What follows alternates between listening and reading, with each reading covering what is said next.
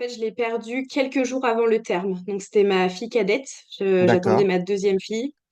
Et Ok. voilà, malheureusement, elle est décédée in utero sans qu'on puisse trouver de cause. Il y a eu Mhm. des études de fait à la suite de son décès qui n'ont pas pu mettre en évidence d'étiologie. Donc, c'est une question qui reste sans réponse.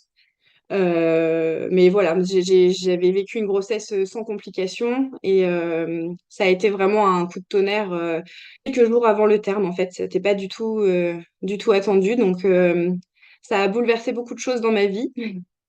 Il a fallu que je prenne le temps de traverser ce deuil-là, de traverser cette douleur pour ensuite réussir à me remettre en route. Mais c'est vrai que ça n'a pas été facile.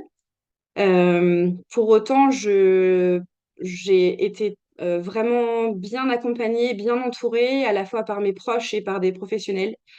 Donc, ce drame m'a, je pense, fait voir la vie d'une autre manière, revoir aussi mes priorités, parce que j'ai changé de travail, du coup, à la suite.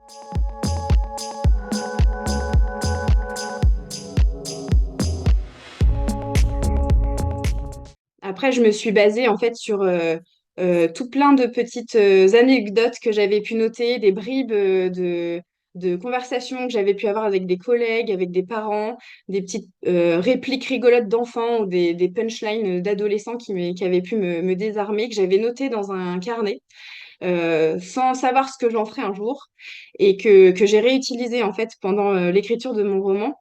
J'ai tout anonymisé, bien sûr. Après, les deux enfants qu'on suit dans le roman, donc Younes, le petit garçon, et Clément, l'adolescent, sont une mosaïque finalement de toutes ces passions, de toutes ces interactions que j'ai pu avoir avec les enfants et les adolescents que j'ai pu prendre en charge.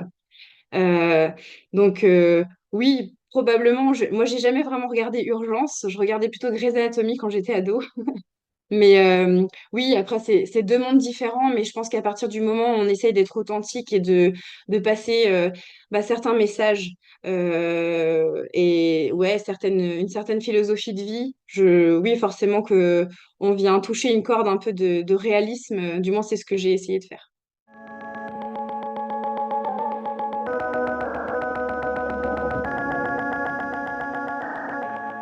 Et ces rires-là sont vraiment indispensables parce que sinon on ne tient pas. Et puis qu'en fait, même au cours d'épreuves terribles comme la prise en charge d'un cancer d'un enfant, les enfants restent dans la vie, ça reste des enfants en fait.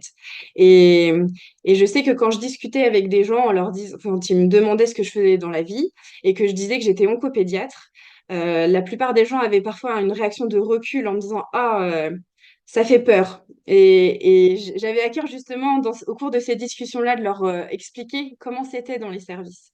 Et le fait de pouvoir mettre en œuvre par écrit ce que j'avais pu vivre, à la fois pour moi, qui l'ai écrit à la suite du décès de ma fille, je pense que ça a été thérapeutique d'une certaine manière. Ça m'a permis de me réapproprier ce que j'avais pu vivre dans ces services. Ça a été pour moi aussi le moyen de transmettre une certaine vision de la médecine, l'accompagnement qu'on pouvait proposer aux parents, et puis peut-être aussi pour des proches qui accompagneraient des familles qui n'arriveraient pas à se rendre compte de ce que vivent leurs proches au sein de ces services, et ben, ça pourrait être une fenêtre d'opportunité pour comprendre un peu ce qui se passe dans ces services, en avoir moins peur et peut-être aider leurs proches et ne pas avoir peur du moins de les accompagner et de les soutenir parce que oui, il y a beaucoup de parents souvent qui nous disaient qu'ils perdaient des amitiés de longue date parce que les gens ne savaient pas forcément comment les soutenir ni quoi leur dire. Donc,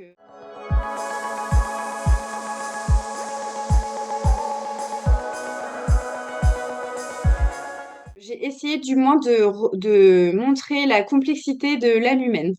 Après, forcément, dans une fiction, on essaye de grossir le trait pour rendre des personnages un peu plus attachants et des personnages un peu plus agaçants. Mais non, je pense que chacun des personnages essaye de faire du mieux qu'il peut.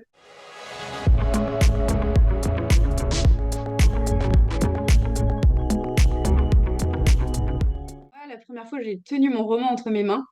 Mhm. Comme je vous disais, bah, c'était un rêve d'enfant, donc déjà ça, c'était quelque chose d'extraordinaire pour moi.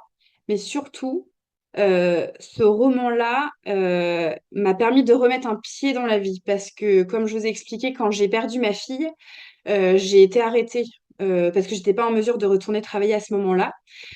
Donc, en parallèle de ma psychothérapie, de l'association de parents endeuillés qui m'accompagnait, du soutien de mes proches, j'ai j'ai voulu, enfin, j'avais besoin d'occuper mes journées de toute façon. Initialement, en fait, quand je n'allais pas bien du tout, j'ai eu besoin de mettre sur le papier tout ce que je ressentais. C'est d'abord sorti par des poèmes.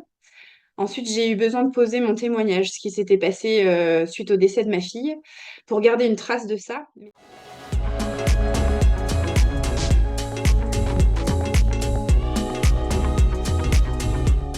Et donc, quand j'ai réussi à concrétiser cette publication, c'était une grande victoire pour moi aussi. Euh, Avec ouais, l'aboutissement de ce deuil, même si je pense qu'on ne fait jamais le deuil d'un être cher. Je pense à ma fille tous les jours, Mm. mais j'ai un grand sentiment de fierté aussi par rapport à ça, parce que je me serais bien passée de la perdre, hein. Voilà, c'est c'est le drame de ma vie, mais j'ai réussi à en sortir quelque chose, et ce quelque chose est positif malgré tout. Donc, par sa mort, voilà, j'ai réussi à me remettre un pied dans la vie, à renouer avec mes rêves d'enfant d'écriture, parce que j'écrivais énormément quand j'étais plus jeune. Et j'avais complètement mis ma plume de côté au cours de mes études de médecine parce que j'en avais plus le temps, plus les moyens. Et bah voilà, son décès m'a permis de revoir mes priorités, de réajuster mes rêves aussi. Mm. Et ouais, je pense que c'est ça que je retiens de ce roman-là, en fait. C'est la vie avec un grand V.